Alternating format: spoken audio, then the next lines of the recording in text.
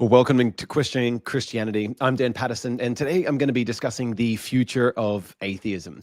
My guest today is an old friend who lives on the other side of the world, pretty much as far away from me right now as you can possibly get. So let's give a warm welcome as someone who's gifted in talking about all things atheism, my friend, Dr. Andy Bannister. Hey, Andy, how you doing? I'm doing great, Dan. How are you doing down there? Well, or up there, whichever way depends how you draw the map, right? We think most people consider Australians as being upside down in a bunch of different ways, at least in another world when it comes to the animal kingdom. Exactly. But it's great to be with you. Great to see your face. It's been a while. Now, I think you, though, still have some paraphernalia from last time you visited us. I think I might it's necessary that you wear this at least for a little bit. Yeah, there we go. Perfect. So there's my my authentic Australian leather cowherder's hat. And my word, mate, this in the rain, there's a reason I don't just wear it for the look. It's fantastic. It really does work. Plus, all of a sudden, you get not only style points, but your masculinity goes up at least 100-fold by simply putting that hat on. To go, people are like, what is that? And I go, that's an authentic bushwhacking hat, man. No corks, though. That would complete the stereotype. But yes, yeah. If anyone's worried about that, they can just do a quick Google image search of a cork akubra, and that'll answer all the questions for you. But if anyone's wondering about my own masculinity, my voice is much deeper at the moment because I'm in my third week of suffering from the man flu. There are some kinds of suffering that not even the greatest of theodicies is able to explain. And while we're at it, I can just say we're going to have Joshua Sijuwade on the channel in upcoming weeks to discuss his developing exemplarist theodicy. So that should be something that's interesting to tackle into the coming weeks. But Andy, I wanted to bring you on today because it has been the 10-year anniversary of a release of a book that you wrote called The Atheist Who Didn't Exist. And there's a 10-year updated version. Check it out. Yeah, look, it's very English attire rather than Aussie attire, but there's obviously an invisible. We should do. You're right. I should say that it's available in Oz, through Amazon and Kurong and stuff. But they should do an Aussie version, shouldn't they, with a hat differently? But, yeah, it may work, but we'll get to some of the differences, even religiously, around atheism in Australia, because I think we want to have a broad conversation, basically around the trajectory of what was the initial catalyst for your book 10 years ago, and then what has changed in the landscape of the God conversation, and particularly in sort of the contours of unbelief as it shifted in the last decade. So maybe kick off just there. Anyone joining in, feel free to ask questions in the live chat. We'll be throwing them through to Andy as we go through for the next hour or so. So always welcoming comments and questions that you can throw in that way. Huge thanks for the super chats that people send in. It's such a gift to the ministry, and we really appreciate that. But Andy, let's start with that as kind of a question just around what kicked off your writing in the first place. What was the story behind The Atheist Who Didn't Exist? So the story behind the book, Dan, was back in when the new atheism began. So back in 2006, the term new atheism first coined by Gary Wolfe, a journalist at Wired magazine, to describe this bunch of media savvy men, and it was largely men at this point. Dan Dennett, Christopher Hitchens, Sam Harris, Richard Dawkins, whose books had suddenly gone mainstream. I mean, atheism used to be unhip and not very cool. You tend to think of atheists as people who, are hiding out in their mum's basements, spending all their time online. But suddenly these guys made it hip and cool and rock and roll again. And their books were selling millions of copies. I think Dawkins' book, The God Delusion, sold 6.5 million copies. So Dawkins might not believe in God, but his literary agent gives thanks every day. And so this movement kicked off. And then what happened is the response books began. So Christians primarily, but there were others because there were atheists who didn't agree with the new atheism, which is something we often forget. The response books began, and they didn't seem to get quite the same traction. And I began looking at it, Dan, going, do you know what? I think the problem is that Christians, particularly, we love philosophical arguments. So Dawkins' books and Sam Harris's books, they write really well. Those guys, those books are a real barnstorming read. And then Christians were responding with erudite little arguments and dusty footnotes. And I was like, somebody needs to take these guys on their own turf and try and write a book that's fast moving and engaging, that's more of a piece of literature perhaps than some arguments or has arguments in it.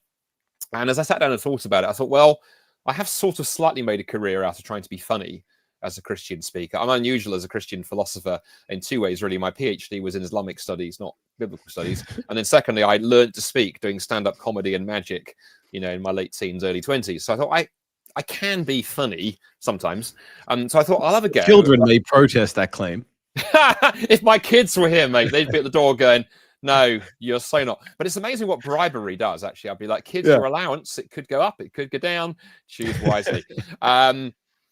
And so I thought, well, what about trying to write a response to the new atheism that tries to be funny in the way it engages with it? Because actually some of the arguments of the new atheism I was finding as I read things like Dawkins' book, Dan, I came away going, those are actually really bad arguments, and not just slightly bad arguments. Some of their arguments are ridiculously bad, which, by the way, was why some atheist friends of mine didn't and don't like the new atheism. And so the book was born. I had a go at trying to write a kind of funny, witty response that will make you laugh as well as go, oh yeah, okay, there might be an issue here. And it then just took off. For a first book, it did remarkably well, 30,000 copies, which in Christian publishing circles is like unbelievable, especially in UK Christian publishing circles. And so and it's over the years it's continued, it's rumbled on, it's always been there, it keeps selling, which is phenomenal. But then the publisher came to me about a year ago and went, hey, why don't we do a total rewrite? Because things have changed, landscape's changed. What about going back and revisiting it? And so here we are. But it began with wanting to do a response to the new atheism that my atheist friends would actually read and appreciate and enjoy. Now, if someone's 18 or 19 at university and hearing you say that phrase new atheism, it may be entirely foreign to them, because as much as it was a huge sort of catalyst to really a development in Christian apologetics, I mean, we should probably say thanks to the four horsemen of the new atheist apocalypse, because they really drove Christians to think about their faith and to develop responses to many of the concerns and arguments that they sort of raise. But many of the young people today might be entirely unaware, because it almost just disappeared sort of in the mid 2000 teens, right? Talk about that. So this idea of needing to do an update of the book sort of 10 years on, how have you seen the landscape of atheism change? And we have friends that watch this who are atheists themselves and secular in their thinking. Some of them hard atheists, some of them soft or lack theists, or a whole range of different interpretations. But and this isn't to say that there aren't good arguments and strong versions of atheism like what we have with Australian atheist philosophers here. But I'd love just to get your take on what changed and what led to really the demise of what looked like the new atheist movement was going to keep skyrocketing. Well, on that point, by the way, just to start there, Dan, I mean, I think you make an amazing point, and I think it's great if there are folks listening to the channel who would say, well, I don't believe in God for whatever reasons, and to go, I say in the book actually right at the beginning of the first chapter, there are good arguments for atheism. There are arguments that are more serious, that are taken seriously in academic circles, and you can be an intellectually rigorous thought through atheist. And I think that's important that you are. I think whatever we believe, whether we are Christian or atheist or Muslim or Hindu, whatever you believe most dearly, you need to be able to give good arguments for. We should all be against terrible arguments. Christians should be against bad Christian arguments. If you're a Christian because you think you saw Jesus's face on a slice of toast, not a good argument. Bananas made for the human head. Exactly. Equally, if you're an atheist because you're like, oh, religion's caused every war in human history, that's a really bad argument, incoherently ludicrous, not a good reason to be an atheist. So have you seen those bad arguments fade away, though? No. With the emergence of more clever atheists, kind of like Alex O'Connor, who represents a new breed. Talk to me about your experience in the UK. Well, I was going to say there, actually, Dan, your comment about for younger people watching this, and I realize that, as you and I get older, that definition of younger just expands. Hey, don't lump me in with you, man. How old are you, mate? Oh, 38, but close enough. Oh, well, we won't say how old I am. So, moving on. What's interesting, a lot, I have this conversation with, sort of people in their teens and 20s all the time who'll say, oh, who is Dawkins? And I go, okay, have you heard of the idea that religion causes every war? Oh, yeah, I've seen that on, TikTok or wherever. Okay, that comes from Dawkins. Have you heard of the idea? Have you ever heard anyone say, well, I don't need to defend atheism. It's just a lack of belief in God. It's only Christians have something to defend. Oh, yeah, I've heard that. Well, again, that's a new atheist argument. Science, the idea that science has buried God, which you hear in various forms, that's a new atheist argument. So what happened then was there, as a movement, those men and one or two women, but mainly men, have fallen now by the wayside for a number of reasons. We may go into that, but I mean, two of them are dead. Christopher Hitchens died a few years ago. Daniel Dennett died, I think, last year, from memory, late last year. Sam Harris is now doing Buddhist podcasts. He's become some sort of weird new age mindfulness guru and actually winding up legions of his former fans. And who we got left? Dawkins sort of spends his time being really rude to people online and getting his social media accounts cancelled, and then using his other social media accounts to complain about why he got cancelled on the other ones, and has become a figure of fun. But the arguments have lived on. And so that's why I think and more as a sentiment than a real argument. And I find this maybe with some of my friends that have strong secular leanings, they couldn't really articulate their argument in a clear way, but they still have a leftover, almost knee-jerk reaction against belief in God. If I'm a thinking person, I should be an atheist. We have incredible confidence that we're going to be able to explain everything naturalistically without any appeal to God or some metaphysical realm beyond. So I'd say the leftover feelings are kind of there, just without any of the rhetoric and all the vitriol. I would say the vitriol seems to have disappeared a lot from the stage as well. There's much more sort of openness towards at least cultural Christianity in the value that religion may still play. Yeah, I think you nail it very well. I think the new atheism was always a feelings movement, and I get that actually. I mean, if for some atheists around that time, less so a case now, but I think around the time, with atheism being very much a fringe thing, and particularly in North America, which at that point was a very Christian environment, a little bit less so now. I understand that atheists could sometimes feel outnumbered and feel that Christianity is everywhere. And so that sense of being we're part of a tribe, we got this feeling of, standing for something. It's we the brights, which is by the way, a term the new atheists coined for themselves, were the brights, which implies that those of us who don't share their secular views are the dims. Yes, it was a feelings thing. It gave you a sense of being part of something. A number of things that have changed, by the way, and you touched on one of them there. I think one of the things that changed, as well as the fact that all movements that become popular die again, that the new atheism was cultural fad, and cultural fads come and go. Whether it's the fidget spinner or One Direction or whoever it is, whether you're a pop group or a cultural thing, there'll be the equivalent in Australia. Show my European setting here. Things go up and things go down again. And I think the new atheists missed that. And hence now I think Dawkins still struggles with the fact he's become a figure of fun. Then the other thing I think they failed to do, and I think this drives the new openness, they never answered the question, what do we replace God with? I think there was this idea that if you drive God from the public square, then suddenly the world becomes secular and rational, and everything becomes wonderful, and we're in some kind of naturalistic utopia. Well, of course, what happened was, off the back of the new atheism, we ran into COVID happened. Financial crashes around the world happened. We've lived through very uncertain times, environmental meltdown, and huge uncertainty about the future. And then, of course, up here in Europe, but affecting you down there indirectly, we've had geopolitical massive uncertainty. For us with the Ukraine war, so the prospect of a war in Europe again totally unsettled many people.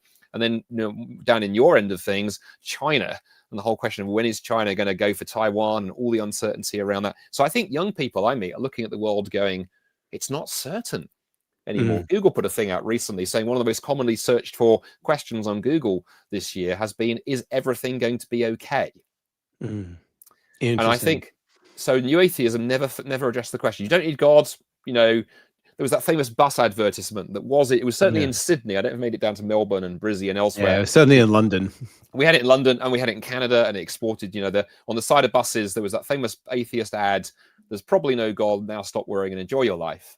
And I think people began to go, well, hang on a minute. It's one thing to say there's no God, but hang on, stop worrying. Have you seen my life? Have you read the headlines? Have you seen what's going on? And that's been part of the catalyst. I mean, even well prior to what happened with COVID, 2016, 2017, the rise of just questions around identity, questions around what's real, and the borders and binaries and boundaries of reality, is everything up for grabs. And but part of what that catalyzes then is just this choice paralysis, like too much freedom, no one giving us wisdom on who we should be or what we should be aiming for, or too many voices that just ends up us not knowing which person to trust, what's going to actually lead to life. And so you saw this rise of the meaning crisis that sort of Jordan Peterson tapped into in a big way, and actually was maybe one of the key, almost at the time, a secular prophet. I mean, certainly not a person of religious faith by his own self-description back in 2017, 2018, but someone who starts getting people thinking about, and maybe this God stuff. The idea of there being some supreme standard or something outside of ourselves that we should be aiming at. Maybe we need meaning markers outside of our own kind of pursuit of happiness or momentary satisfaction. And so, I mean, there's been a lot that I think has just led to what we're now calling broadly in sociology the vibe shift, or the surprising rebirth of belief in God, to borrow Justin Brierley's sort of language around it, or the quiet revival for the UK Bible Society. That there are certain pockets of Western civilization, at least, where it seems like the youngest generations, the 18 to 24-year-olds, men and women, are kind of going back to church and asking questions about God. And I'm sort of seeing that anecdotally here in Australia. We don't have any hard numbers to represent that yet. There's more people that are doing alpha courses as sort of an exploring Christianity and the God stuff and able to ask their questions, but certainly nothing like what the UK has produced in terms of numbers. And we might be slower on that bandwagon because we don't have all of the same sociological pressures or even the same cultural Christianity background as what the UK had, as sort of the chaplain to culture that the church has always played there. But I'm curious to sort of get your take on, with the re-release of your book, what did you feel was necessary to add in there to begin to address what is still a huge amount of the population, which is secular or unbelief when it comes to the sort of Christian concept, or would still have a lot of criticisms maybe of moral stories in the Bible, or slavery and genocide and evidence for God. So fill me in on what you've added to the book then to try and address the current moment. Yeah, well, a couple of things there. I just on that point you made there, Dan, about anecdotal stuff. What fascinates me is that that's how it began in the UK. So, like you do in Australia, I do a lot of traveling, a lot of speaking around the UK. And before the whole kind of quiet revival, which has been that name that's now been used in the mainstream media, not just the Christian media here, to pick up on this fact that you've got this incredible number of young people now going to church or engaging with spiritual things. I mean, massive, massive jump. I think there's a stat I saw recently that something like 20% of young men aged 18 to 24, go to church, or whether offline or online, in some shape or form once a month, which is ridiculously high numbers. Yeah. We were beginning to see that just coming out of COVID, actually, or even just before COVID. I think COVID put a blanket on it for a while. When I would go and travel and speak in places, no matter how small the church was, and we do a lot of stuff with smaller churches and things, you'd get stories of ones and twos. Then we saw, when we did sort of stuff on campuses, on university events, particularly if we ran events which looked at questions around meaning and identity and those things, you couldn't move for people coming. And then that was before the initial figures came through. So my hunch is that what you described there, you may be seeing the beginning, the outliers of that. And it starts with the anecdotal stories, and then you eventually get a bit more data and things grow. So it'd be very interesting to see. We have kind of seen, sorry to interrupt you, we'll come back to the book, but like Christianity does seem to have gone mainstream in a way that's really surprising given public media narratives 3 or 4 years ago. So 2022, one of the best-selling books in Australia in the Christian publishing world was called Being the Bad Guys, which was by Stephen McAlpine, sort of wrestling with hey, Christians are maybe considered now to have views that are repressive or harmful or dangerous for the health and well-being of society. And so we're being marginalized from a whole range of different kind of positions. People were being fired from jobs, Christian schools being pressured by government. So that was all going on mid-2022. And now all of a sudden, the kind of podcast circuit that you're seeing Christian evangelists and apologists like the Connectalees or our friend Wes Huff making it onto Joe Rogan and Patrick Ben-David and the Flagrant podcast and Logan Paul, like places that in the past have more rubbished or made fun of the Christian thing publicly, that are now wrestling and asking questions to some of Christianity's more vocal advocates. And you're like, oh, wow, something really is shifting. I mean, we've got a couple of events with Wes in 2 weeks' time here in Brisbane on the sunny coast that are packed out, the biggest venues we could get, and we're sold out 2 weeks in advance. My hunch is going to be, I don't know if you have the data in advance, but when you look around on the night, my hunch is you're going to see that audience will skew younger. Massively. Because Wes, for people who don't know him, suddenly shot to fame through being on Joe Rogan, and Wes is late 20s, early 30s. I've lost track. I've known him for enough years. I lose track of how old he actually is. But he does loads of his stuff online on social media, Instagram and TikTok and so on. And so he's engaging with that younger demographic and finding a massively ready audience for it. So that's again would be another data point on the graph, right? The other one you mentioned. Some of those atheist kind of YouTubers and bloggers and so on, and the way they're shifting here. I mean, he's known down in your end of the world too, because the internet is the internet. You take someone like Alex O'Connor, aka Cosmic Skeptic, and he burst onto the scene as a massive online voice in atheism a few years back. He was a hard-nosed, take no prisoners, and probably anti-theist, actually. Now he's not a believer, but you listen to him, the tenor of the conversation has changed. He's almost, I think, at the point of going, I wish it were true, but I can't believe that it is. I've heard him voice that as much. He said, if I had the slightest experience of God, I'd become the greatest apologist the world has ever seen. Exactly. And it's kind of the divine hiddenness that's one of his biggest barriers to belief. Exactly, which, by the way, is going to be an argument for Christians to engage with more, because I think there's a lot more people like him who are like, I want it to be true. Another word, Douglas Murray, very important secular voice in Europe, perhaps not so well known at your end of things. Journalist up here, gay atheist journalist, again has gone from being quite angry to now, recently on an interview where I was asked, what would it take you to become a Christian? And he's like, I want it to be true, but I would need to hear a voice. Same place. He's on that edge of, I want it to be true, but I need something. So lots of change happening. So let's come back to the book. Yeah, so you asked that question. Fill us in. Yeah, I love the fact I love whenever you and I talk, Dan. It's like the rabbit trails. It's such fun.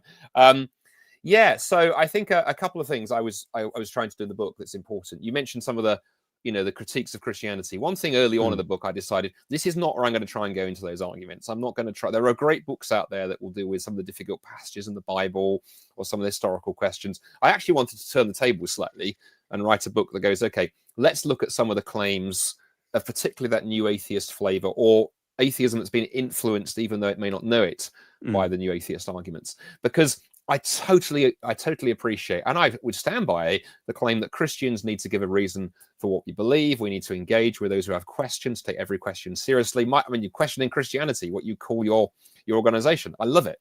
We want to invite that. Sometimes, though, we don't turn the tables and say to our atheist friends, okay, bring your questions, please do, and we'll do our very best to hear them and engage. But we also need to now ask you some questions. And by the way, you look at one of the big things that I think has lit a fire under that in recent years has been more and more secular thinkers rediscovering this reality that the things that we hold the dearest in the West are profoundly Christian. So Tom Holland, the historian, his book Dominion, I think exactly when that came out. It's been out at least 7 or 8 years. Yeah. And that was one of the early ones. There have since been others. And Tom's argument in that is everything we care about in the West, freedom of speech, human rights and value and dignity. And the last chapter in that book, I remember at the time being struck by the last chapter in Tom's book, Dominion, it's just called Woke. And he makes the point that the West, even at its wokiest, is profoundly Christian. Because when someone says to you, I may be a male, but I self-identify as a female, and our society says, oh, I will take you seriously and hear you, where does that idea that we should take somebody seriously and value their self-expression come from? It would be a ludicrous idea in the ancient world. Certainly didn't come from Greece or Rome or the Enlightenment, any of those periods. It's profoundly Christian. That idea that, no, we need to listen to you, even if we might disagree with you, but we're going to take you seriously. I think that's been a huge development that you're touching on there. And Tom Holland is one of the secular voices that's there. You can think of Louise Perry as well, with her case against the sexual revolution. Again, starts as a secular academic, very progressive in her now kind of cultural philosophy.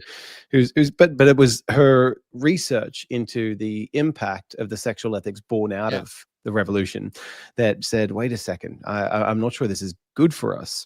And well-being research being such big business. I mean, I've got a digital copy of the Handbook of Religion and Health from Oxford University Press, this incredible Bible, really. It does a meta-analysis of the sociological studies that look at markers for human well-being and this incredible alignment with intrinsic religiosity, with people who genuinely believe in God, genuinely live in light of that belief. They're shaped by the story that they believe, and they're embedded in religious practices.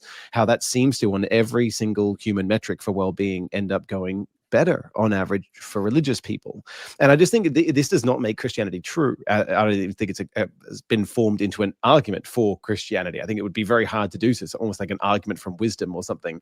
But I think what you have seen is those who are thoughtful seculars have looked on that and said, that's a puzzle. And so someone like Robin Hanson on Sam Harris's podcast, who's an atheist philosopher and economist and physicist, and he's like, yep, that's a real puzzle if they're all just making it up. or someone like Alex O'Connor is like, yeah, look, there are some undesirable features of Christianity if it's not true in terms of the ethical requirements. It may ask me to skip out on things which are good for me, and Genetically Modified Skeptic has some content on that too.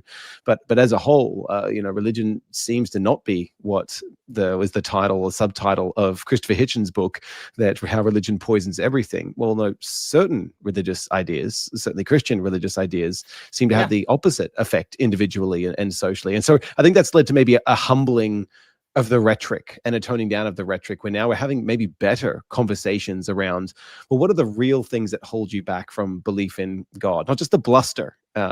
Where do you go in your book in trying to address? Well, so a couple of things there strike me straight away. I think you're right. There's been a much more humbling, much more sort of knocking off some of the hard corners of some of the online debate. Back in the days where you had the great kind of howitzers rolled onto the field, and you have John Lennox over here versus Richard Dawkins, and it was great watching those titans clash. It was entertaining. But that form of military engagement, you see the British lines line up and shoot, it always looks stupid to me. I'm like, that doesn't look like a great way to do battle in general. It's just not cricket. Actually, that's actually the least said about cricket when there's an Australian and a Brit speaking, the better. The other thing I think that's important, and I'll touch on the book piece, is that I think a lot of younger people now, most people I would speak to under the age of sort of 30, 35, their primary way into the conversation is not, give me a reasoned set of philosophical arguments for Christianity, but does it work? That's the question that people are asking. I think we see that on university campuses all the time, that a lot of young people, a lot of students I work with are coming in through the question and go, well, I've tried everything else and I'm just screwed. I haven't tried Christianity. So what would happen? What does it look like? What are the benefits? Now, obviously, as Christians listening to this, you might be going, hang on a minute, that's not the gospel. Yeah, but it's a good starting point of going, and then I think that leads into the issue that you spoke about there of going, it does seem very curious that as human beings, if we are just nothing more than very smart, evolved primates, how much we need more than just survival, reproductive fitness, those kinds of things. The majority of the animal kingdom get along perfectly happily, provided they've got food and a mate and security. Somebody once said you can illustrate that by, take your dog for a walk if you're a dog owner up a hill somewhere and sit down at the summit. You're going to be sitting there taking photographs, looking at the view, going, this is amazing. Your dog's going to be falling asleep. It's not looking at the view thinking, wow, this raises questions about beauty and aesthetics. So there's something very different about human beings. Yeah. And I think that was always a weakness in the new atheism. And so in the book, what we do, the first kind of few chapters really look at some of those, new atheist claims that, the big headline ones. We look at the bus, we look at the idea that religion poisons everything and the science stuff, deal with those and hopefully deconstruct them in a way that makes people laugh and go, okay, that's a fair point. But then at the end, it's interesting where the strongest argument, in a sense, we end up on Christianity is we do a couple of things. We look at those meaning questions. So we look at the question of justice and morality and how do you ground that in any way without a belief in a sort of transcendent kind of source or creator. By the way, this is an aside. This would be a rabbit trail if there was one. We call them kangaroo trails here. Kangaroo trails, mate. I know rabbits, not a good thing. In Australia, I realise you can thank the Victorians. Apparently less dangerous than emus. The one war that Australians have absolutely lost was the Great Emu War of the 1930s. Well, listen, you also look that What's that bird you've got over there with a great big claw that will leap out and disembowel you? Oh, that's a cassowary. They are dinosaurs. They live in North Queensland. We saw that in the zoo when we were down in Australia on one occasion going, man, that beast is like, it's like an escaped Jurassic Park. It's probably what, velociraptors really look like. Velociraptor's little brother or sister. Now, back to where was I going? Where the ethics thing has really come back is AI. Because I'm doing a lot of reading on AI at the moment. Next book is going to be on artificial intelligence. And one of the big issues in AI is what's called the value loading problem. How do we ensure that as AI gets smarter, that it has the right values in it such that it doesn't do something horrific? And that is a huge question. Now, we won't go into it here because it's a tangent. But I would say to people who think this stuff doesn't matter, it matters profoundly right at the very cutting or bleeding edge, if you like, of science kind of right now. So we look at that, and then there's the meaning question. So there's a chapter in the book where we really lean into that. And by the way, one of the things I do in the book is I'll always try and use atheist quotes and atheist writers to make my point. So rather than say atheism is a meaning problem, there are dozens of really more reflective atheists than the new atheists who are willing to go out there and go, no, we have a huge problem. In fact, one of the writers I engaged with in this book that I didn't in the original, because he just missed the cut back in 2015, is Alex Rosenberg, American atheist who wrote a book called The Atheist's Guide to Reality. It is the most depressing read, Dan, I have ever read, because Alex is willing to go, is there any meaning on atheism? No. Is there any points to life? No. Are there, is there right and wrong in ethics? No. He's really quite bleak. In fact, one reviewer, not a Christian reviewer, when that book first came out in late 2015, early 2016, said this book should be filed under the Christian apologetics section in the bookstore. Because Alex has, without realizing it, written this amazing argument for at least looking at Christianity. And that's really where the book comes to land. I think I told the story at the end of, I remember doing a debate on the whole meaning question at the University of Toronto a few years ago. And we're doing a talk. And we got to the Q&A, and the first guy to the microphone was a guy called Cameron, who was the head of the Secular Alliance. And he came to the mic, and he and I had dialogued before. We'd been for beers together a couple of times. He comes to the mic, and his opening question was, and I was ready for a tough question because he's a smart cookie. His opening question was this, Dan. He said, Andy, your presentation this evening, why life can't have meaning without God. He said, I think you finally convinced me. He said, I think there is no meaning of any kind without God. Life is just grim and bleak, and that fills me with despair. But that does not prove that Christianity is true. And my response to him that night was the response I kind of landed at the end of the book of saying, I completely get that. And the argument is not life is bleak without God, therefore God. But here's the thing. If you've had the smarts and been reflective and thoughtful enough to work out life is bleak without God, then surely that should motivate you to take a really proper hard look at Christianity. If I'm lost in the desert and I'm dying of thirst and I see a glimmer on the horizon, it could be a mirage. Mirages do exist, but I should jolly well try and make my way there because it could be water and it could be life-saving.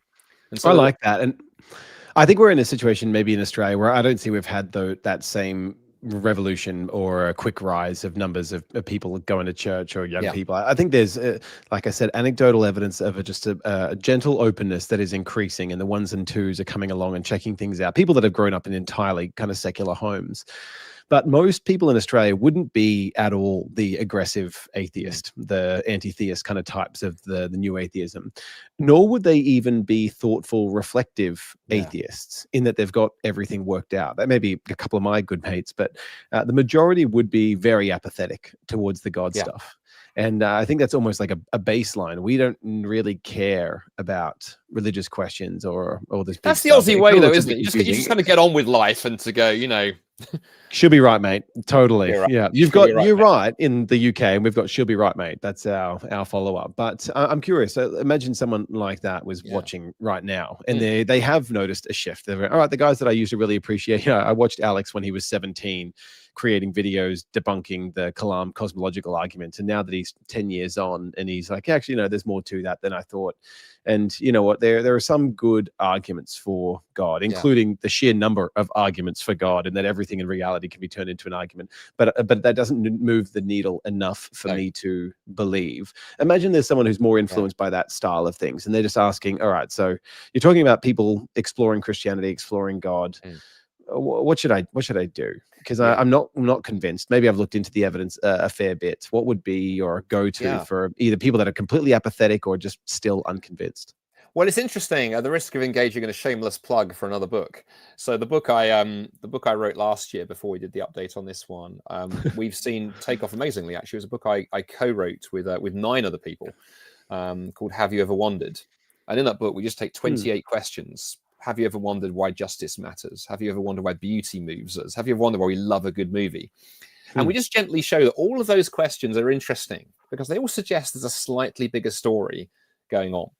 And I've seen what I often like to do with people who are in that kind of apathetic, I'm not sure based part down is to rather than start with going, well, let me give you my best argument for the existence of God. I mean, I love the argument from consciousness, because I think it's incredibly watertight, and you can do it with great footnotes. But you know what? It's water off a duck's back to most people. Rather, I prefer to turn it round and get to know the person and go, okay, what matters to you? What to you is the most important thing about life? What gets you out of bed in the morning? And then I want to probe a little bit and go, okay, can you justify that to me? Can you give me a reason why that's true? You know, if I saw that you had an LGBT flag on the back of your car, or an Amnesty International sticker or something, that's interesting. Justice obviously matters to you. Tell me, why does it matter? And I want to begin getting them thinking about a bit on their turf. And for Christians listening to this, what we're doing here is taking the approach that you see in Acts 17, where Paul is in Athens in that episode, wanders around, he sees this altar inscribed to an unknown god, and then rather than criticize the Athenians for their slightly odd religious beliefs, he starts there and goes, wow, you guys are so religious. I was so impressed. But have you ever thought about what is going on here? And I think as Christians, we need to learn to do this a bit more. And what I found when you do that is that actually people open up a bit, because you're drawing them into thinking about things. And so for someone listening to this who is, would not consider themselves a Christian, or is, would even be sort of right outside the camp and go, well, I don't believe in God at all, I would challenge you to begin thinking about, okay, what is the most important thing to you? Many atheists, for example, it's truth. Maybe you're like, well, it really matters that there's no God and atheism is right. Well, that's interesting. In a world where survival and reproduction are the only game in town, and where everything ends in universal heat death in a few billion years' time, who cares what's true? That's not how nature is wired. Where does that desire for truth come from? And so see whether you can start by thinking, what's really matters to me? And by the way, Tom Holland, who we referred to earlier, or Louise Perry you mentioned, I think that was their journey of going, man, justice for Louise's case for women, that really matters to me. And then she started thinking, like, oh, hang on a minute, what's the basis for that? Well, Tom, he loves human rights. He cares about justice, truth, and freedom of inquiry as an academic really matter to him. And then when friends encouraged him to start thinking about, well, okay, mate, what's the basis for that? And suddenly things become interesting. So I would start from there. It's kind of similar with C.S. Lewis's story, around a love of myth and assumption that, this is all fiction when it comes to Christianity, but then that suggestion, well, maybe Christianity is the true myth. It's the myth that came real. Well, there, by the way. And that's, you're building into the value system and then saying, hey, here, let me build from what you already value and maybe where your deepest intuitions already lie, then build a bridge towards God. Yeah. By the way, you mentioned Lewis, a name known to many, not just inside the church, but also outside it, because of things like Narnia and whatnot. And of course, for a younger generation who, we can't assume have read this stuff. Of course, Netflix are doing the updated version of that. So it's going to be a massive cultural thing again. So cool. And C.S. Lewis, of course, was atheist for the first 30 years of his life, and then this profound experience becoming a Christian. But for him, by the way, it was art and literature was primarily one of the reasons. He loved story. He loved art. He loved poetry. And then, of course, he begins to realize, man, all the things that I care about, they don't really make total sense if atheism is true. And that question, it needled away for years before finally interesting how this two-stage conversion, right? He becomes a theist, describing himself as the most reluctant convert in the whole of England, when he finally went, okay, I give in, there's a God. And it was another 2 years before he worked out where... Which, by the way, again, for people listening to this who would not call themselves a person of faith, one of my takeaways from that story is don't feel rushed. Don't just sit on the fence and do nothing. Don't just put your fingers in your ears and go, I'm not going to look. But equally, be willing to take your time. And for Christians who have friends in that position, be willing to take your time with your friend. Don't try and force them at the speed you'd love them to go. Go at the speed they're going. Come alongside them like Jesus came alongside those two people on the Emmaus Road and walk with them and engage. Totally. And you might be surprised. Absolutely.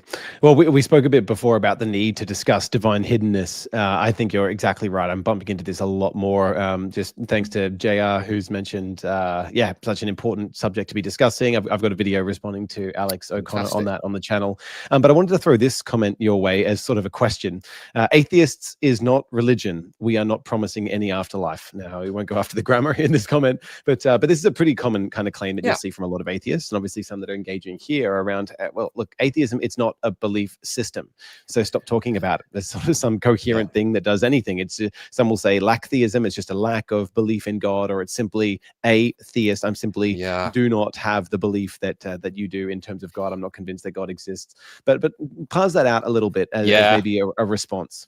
I love that question, by the way. So thank you, Alex, for that. I love that question and that whole approach, because actually that was where the Atheist Who Didn't Exist began. I mean, I told you some of the story earlier, Dan, but where it actually began after that was I'd written an essay engaging with that question in a kind of funny tone. And I'd sent it off to a potential publisher with a collection of other essays and gone, hey, what about I do a book of essays? They'd written back and gone, collection of essays are a rubbish idea. They won't sell. But that essay you did called Why Sweden Doesn't Exist and Other Problems for Atheism, could you do a book in that style? And thus it began. And the analogy I use in the book would be if you had a mate who said to you, Dan, I don't believe in Sweden. And you went, well, what's your evidence for that? And they went, oh, I don't need to give evidence, mate. I just lack a belief in Sweden. It's an absence. It's not a belief. You'd go, what?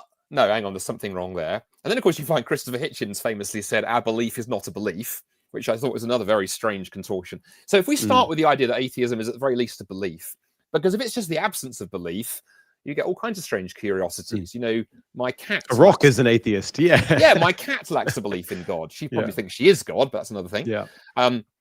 Beliefs also, non-beliefs don't tend to cause action. It's beliefs that cause action. And atheism causes things. It caused Richard Dawkins to write his book or Alex O'Connor to make his video. Then the other thing is beliefs, non-beliefs don't form identity markers. So the comedian Ricky Gervais famously tried to say, well, you know, atheism is a belief in the same way that not skiing is a hobby. And I'm like, well, Ricky, that doesn't work because you don't go to the bookshop and find sections of books on not skiing. You don't find clubs for non-skiers at universities and so on, but you do find atheist societies, atheist conferences, atheist YouTube channels. So atheism forms an identity marker. So it's clearly, it can be a belief, and that belief can be stronger or weaker in different people. I get you. Now, back to your friend Alex's question. Can it be a religion? I noticed Alex in that question, so it doesn't promise an afterlife. Well, of course, not every religion promises an afterlife. There are non-theistic religions, by the way. You know, Confucianism would be an example. Buddhism in its purest form is a non-theistic religion, doesn't promise a classical afterlife. Religion is a very slippery term. When you go, what does it mean? There's been a lot of sociology done on that. You've got a book by a guy called Stephen Prothero at Boston University called God Is Not One. And in that, by the way, he's a secular academic. He argues that atheism can be a religion if it starts forming somebody's identity and becomes the primary way that they answer ultimate questions. And he's drawing from a very famous sociologist called Emil Durkheim, who said that religion is belief in sacred things. And he goes on to unpack that idea. If you have made something sacred, it might be God is the most important thing to you, but you can do it with other things. You can make environmentalism sacred. I'm not knocking environmentalism. I'm a committed, environmentalist in many ways. But if you make it the center of your life and define everything around it, then it's become almost religious. And so here's my sort of take has always been for people that you've got, if I'm not appealing to God, if I don't believe in God, I lack the belief in God. When it comes to life's deepest questions, like the who am I, why am I here, how should we live, what happens beyond, you've got a vacuum of answers that traditionally Christian story or other religions have filled, and you're going to fill those questions somehow. I mean, to quote Blaise Pascal, you're always betting. You're always living as though a certain set of answers to those questions is true. And so it may not be that atheism answers all of those questions, but then you appeal to non-supernatural or to entirely naturalistic explanations for all of those different questions, usually just subbing in the limits of science. And then you're going to end up with what would be a irreligious but still a worldview story that defines everything for you. Exactly. And two very quick final thoughts on that. If you want to do a bit of reading on that, if people listening to this channel, are readers, there's a really interesting book written by an atheist philosopher called John Gray, Gray, called 7 Types of Atheism. It's probably on your shelf there. And and John, I just used it for a lecture I gave last week. And it's interesting. He would say that atheism can be, it's not always, but it can function like a religion. And it's really interesting that there are different types of atheism. And say he's not a Christian, he's got no Christian faith. That would be worth kind of looking into. And the other observation, and we talk about this a bit in the in my book, the other thing that has been noticed, Dan, that will happen is if you don't believe in God, what sometimes happens, not always, but sometimes happens, is you will sacralize, as I say, secular things. Environmentalism can become an example. Some would argue the whole transgender discussion, the way it's become so charged in culture. I'm being very careful not to wade into, where we are in that. That's probably done that on other episodes. But the fact is that for some people, it's become so much a thing that you can't even question it or put an alternative. In other words, it's become a fundamentalism. And I think the new atheism actually became a fundamentalism in some ways. I had a friend years ago who said to me, "Oh, I love Christopher Hitchens. I've read his book 50 times." And I was like, "What?" "Oh yeah, 50 times. I'm on my 51st reading." I was like, "Mate, you have read that book more than I have read the Bible." Now, the Bible was longer, obviously. But the point is, he had actually effectively turned Chris into some kind of secular guru. And if you even asked a question and suggested that maybe Chris might not be right on something, he would go, "Oh yeah, well, you would say that, you're a Christian." I'm not questioning it religiously. I'm simply saying that stat isn't right. So anyway, we can, as human beings, again, we're wired to be religious, aren't we, Dan? And if we don't meet that need in something transcendent, God, we are going to start worshipping strange things in strange ways. It's interesting, even maybe Alex, and I'm sorry to keep using Alex O'Connor as a foil, but I just think he really helpful in raising a number of serious considerations.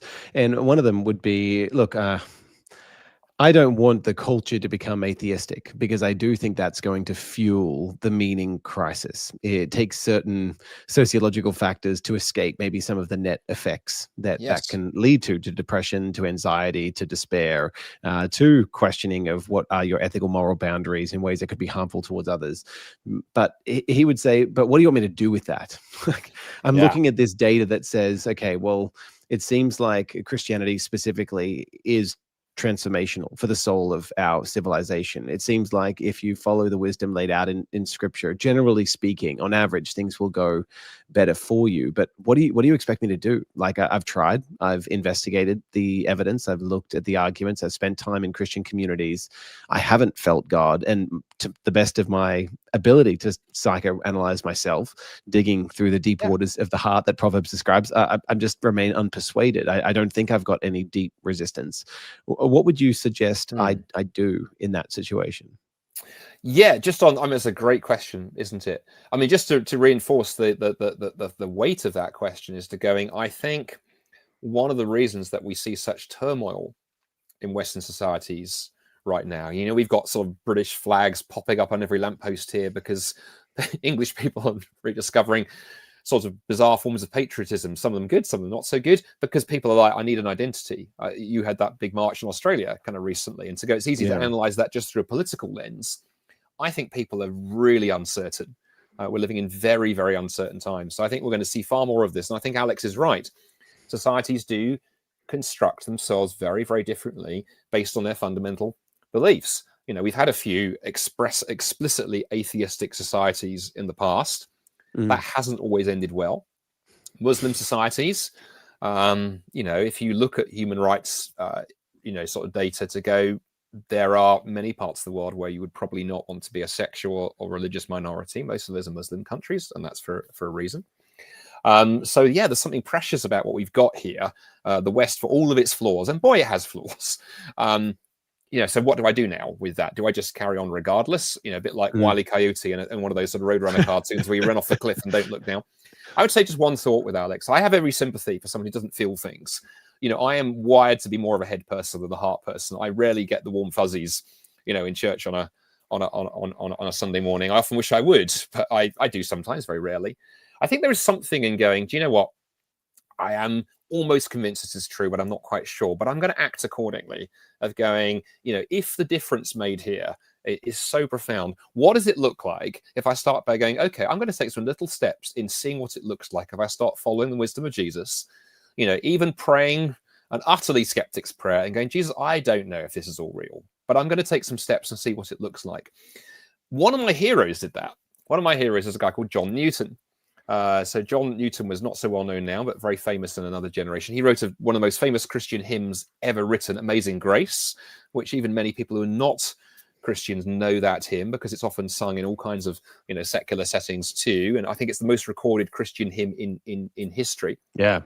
It's in most movies where there's a funeral, right? It gets played and that kind of stuff. His backstory is interesting. He was a really kind of vicious thug of a young man, gets involved in the slave trade. This is the 1700s, and was a vicious, brutal bully involved in a vicious, brutal trade. And then is caught in a storm in the middle of the Atlantic Ocean, and I think it's either in the late 1700s, and falls to his knees and prays for the first time out of sheer desperation. And his life is saved. The ship makes it through. Then he finds himself thinking, what the heck do I do now? And he makes this very interesting comment in, I think, his journal, his diary. He said, I decided that what I was going to do is the proof of whether Christianity was true or not was going to be in the living. I would spend a year trying to live out what this looks like. And then we'll assess and we'll see where the change comes. And he actually, that was his ultimate test, and change did come. And that was part of his journey to go, no, this is actually true. This wasn't just some emotional experience due to the terror.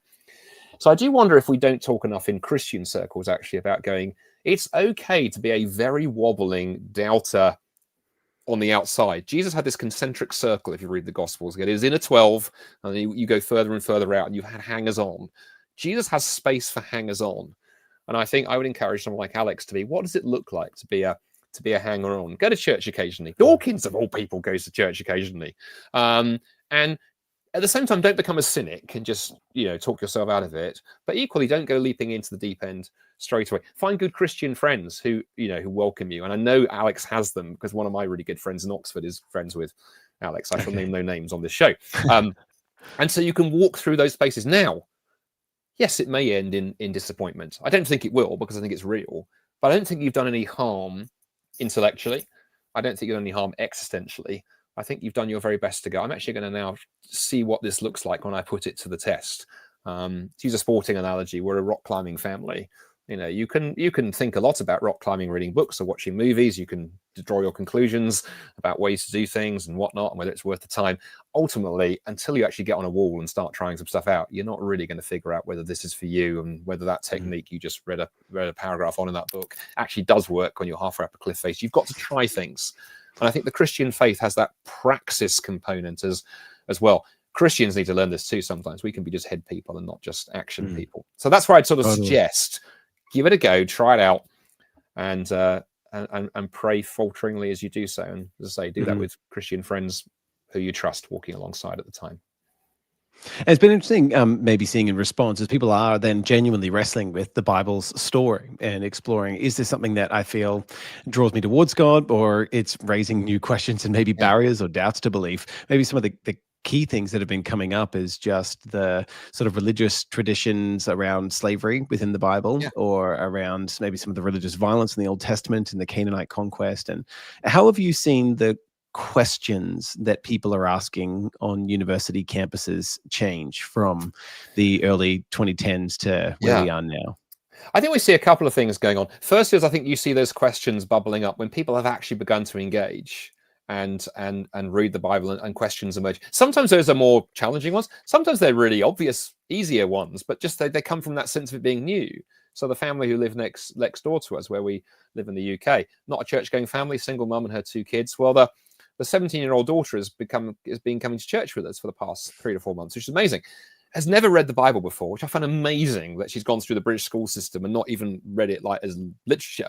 So we bought her a Bible, and the questions are great. Every Sunday there's a question, and they're not necessarily the really tough ones. It's just, what does this mean? I didn't get this, and what is this going on here? And so I think we're seeing a lot more of that.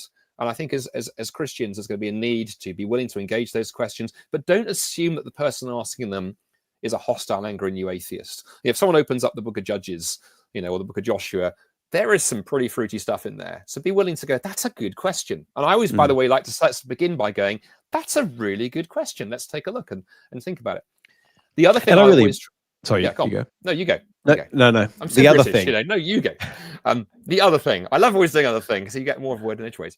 The other thing I was simply going to say is helping put the questions in the right order as well. I remember as a young Christian, thinking back to the Victorian age, because we established I'm very old and you're very young.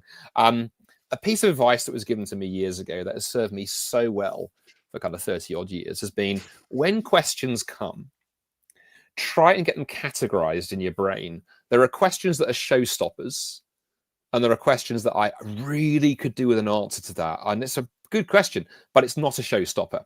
So, for example, early on when I didn't, I had doubts and questions about the resurrection, that was a showstopper. If Jesus didn't rise from the dead, I mean, the New Testament makes that point. 1 Corinthians 15. Jesus didn't rise from the dead. The whole thing is over. It's all rubbish. It's nonsense, and we are to be pitied. On the other hand, exactly what is going on with, I don't know, dating orders in Genesis, or, genealogies in the start of the Gospels, or some of the Old Testament stuff, are going, do you know what I would really love to know? I really, really would love to know. but I can follow Jesus still wrestling with that question. It's not a showstopper. And I would now say after 30, 35 years of following Jesus, the showstopper box is empty. Been empty for a while. It's got spiders and cobwebs in it. British spiders, not the kind of mad stuff you have down in Australia. And whereas the question box, it's actually probably overflowing. I probably actually did a second box. And I occasionally, when I got some time, pick a question out and go, okay, let's think about that for a little bit. Or maybe it's time I talk to somebody or read something on that. So trying to divide those questions up can be important. And that means when, like our friend next door, we started her with the Bible of going, start with the Gospels. Because she was like, where do I read? Do I just start at the beginning and read the whole thing through? I was like, well, you could do, but you're going to run to Leviticus pretty early on, and it's not the most exciting read in the world. I said, why don't you start with the 4 biographies of Jesus, those historical Greco-Roman biographies from the 1st century? Have a look at those, and then start dipping into the other bits. But then you can look at it through the prism of Christ. And that also allows you to go, I don't like some of the stuff in the Old Testament. I really struggle with it. I really wrestle with it, but I can come back to, it can't be as bad as I first think it can be because Jesus lived with it. And even that is a starting point of going, if Jesus is, the most beautiful example of humanity, God himself in human form, who ever lived, if he's this great ethical example, who even, by the way, the new atheists, for all of their faults, Christopher Hitchens said, I admire the virtue of Jesus. Sam Harris has said good things about Jesus. Dawkins has said good things about the guy. Well, if this is all true, and then Jesus knew his Old Testament, either Jesus was going, I'm not going to look, or there is an answer, a way of making sense, even though it may take some pain and some tears and some hard work to get there. And for Christians listening to this, don't be afraid if sometimes it's hard work to get to some of these. I think sometimes as Christians, we can feel embarrassed that, we don't have an easy answer to that. No, that doesn't make it not true. It just means you haven't got to the answer yet. And some stuff requires hard work. I really like that. I think there's a ton of helpful advice in there for people that are listening in, and just that charitable nature of engaging in conversation, either with the text of the Bible or even just with someone who believes differently to you, whether you're a Christian talking to an atheist or an atheist talking to a Christian. I had a conversation probably nearly a month ago now with the fallen ape theist, my friend Richard Suttles from the US. I don't know if you've come across Richard in your journey. Briefly, I just love the name, actually. I just think some of the names of these YouTube channels and atheist folks are just amazing. But just the willingness to try and step into the other person's shoes and come up with, all right, what's the most generous interpretation I can give of what they're wrestling with? And I think that kind of approach with the scripture as well, I appreciate that. Like sitting with these texts, hearing different scholarly interpretations, not jumping on the first one, and particularly not one that's hypercritical, which comes with its own bias, but just saying, look, I'm actually not comfortable with that answer. I don't think that's satisfying enough yet. And it's been interesting as I've wrestled with questions around slavery in the Torah or in the letters of Paul, as I've wrestled with questions around Canaanite conquest. The longer I've waited and expanded my reading and thinking around the scholarly opinions that are there, the more I'm like, look, I think I'm approaching something of a way of making sense of this.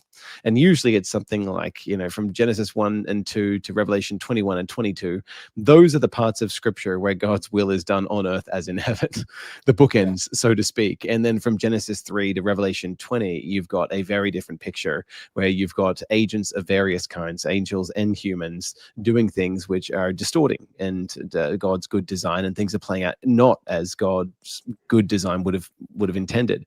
So just wrestling with, okay, this is a fallen reality to start. This is God working within to bring about salvation purposes, and then you get a rich resources. I've just appreciated the way that I've had to update my thinking with time, and maybe that's one of the best values of these sorts of conversations with people who think different, and the historical movement of old atheism, new atheism, and now what is the next versions that are kind of emerging online at the moment is we're getting better, sharper thinking if we listen to one another and then turn back and consider implications.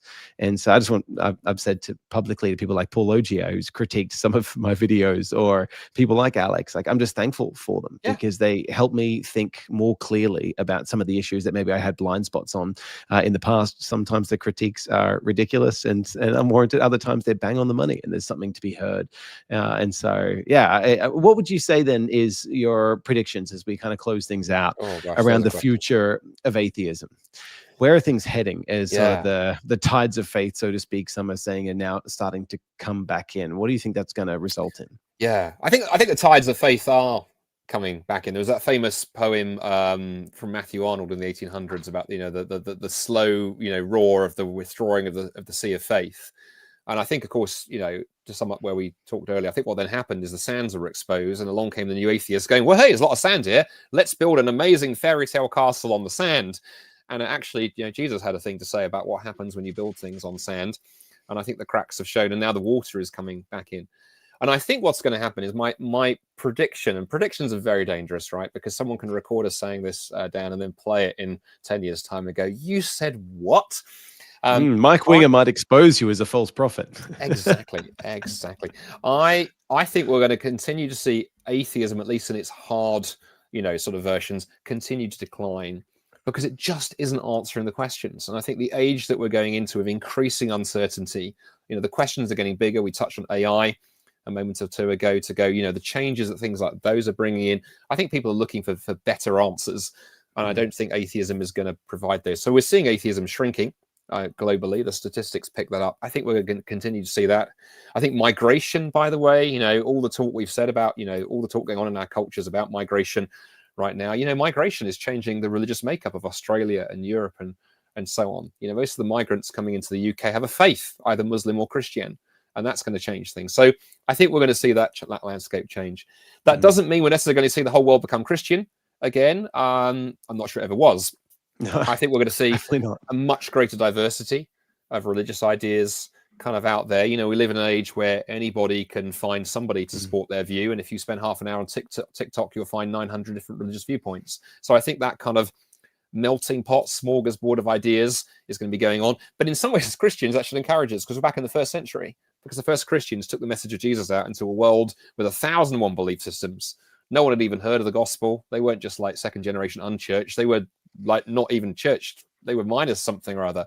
And the first Christians rolled their sleeves up and went, okay, let's go start engaging with people. And we know that the Christians went from 120 men and women after Jesus had been returned to heaven in the beginning of the book of Acts to 51.4% of the Roman Empire within 300 years. So I think we've seen the Christian faith engage well in those kind of cultures where everything is up for grabs. And I think we're entering that era, which means your point about talking is what matters.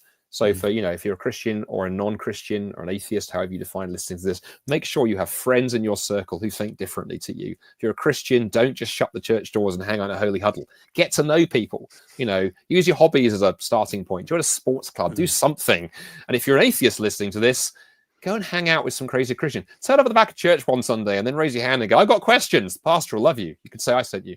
And, read something by someone you don't agree with. If you're a Christian listening to this, read one of the more reflective, more contemporary atheist books. You're an atheist listening to this, read my book, read Dan's book. Let's be having great conversations. And for the Christians, obviously, listening to that, be praying as we do so. Because Jesus never turned an honest seeker away. He said, those who seek will find. I firmly believe that. So let's pray that we can be part of that journey. Well, thanks, Andy. For those of you that just joined in, please pick up a copy of Andy's book. It's a 10-year re-release, The Atheist Who Didn't Exist. One of the benefits of Andy's writing is his humor comes through, and he's even more funny in print than in person. If you've been slightly let down by the quality of this podcast. He's much more funny in writing. He's a comedy writer.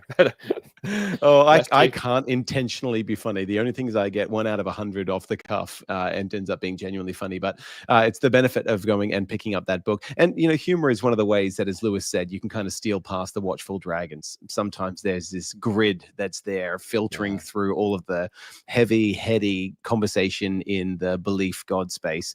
But sometimes a good laugh and a comedian has a way of cutting through and just helping you reflect on reality in a new way. So definitely check that out. Just thanks for everyone watching along as well. You can check out Andy's stuff. He's at the Solars Center over in the UK. Just want to give us a website or places that people can track you down. Yeah, absolutely. So if you just Google me, Andy Bannister, and then speaker or author, you'll find me. But Solas, the organization I work for. See, Dan, you've got Questioning Christianity. So easy. QC, dead easy. I inherited an organization that's a bit more of a mouthful, but we are Solas, S-O-L-A-S.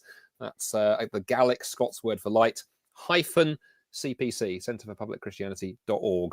But if you can't remember that, you're driving along somewhere listening to this in the car or whatever, just Google Andy Bannister, speaker or author, and you will find you will find me, and possibly photos of the hat as well. We were a little bit worried with QC questioning Christianity that with the death of Queen Elizabeth and us obviously still being one of the vassal states in the Commonwealth, that we might have to become KC and change our name to King's Council or something like that. You know, we thought that if anyone would really like that, it'd be Dr. Michael Heiser with the Divine Council idea, but anyway, we left it. We're still questioning Christianity, and we'll leave it there for everyone else's sake rather than continue on for too long. Thanks so much for watching, everyone. In the next videos, we're going to be picking up some great live streams with a friend of mine, Yusuf, in the Middle East, and then on with Josh Sijuwadi exploring his theodicy. So plenty of great content coming up. Check that out on the channel. Follow us over at questioningchristianity.com for email updates and a ton of other material as well. And you can check all that out in the description below. We'll make sure that we put Andy's stuff there too, so you can pick it up. Andy, thanks so much for joining us, and until next time, everyone, truth invites questioning. See you then.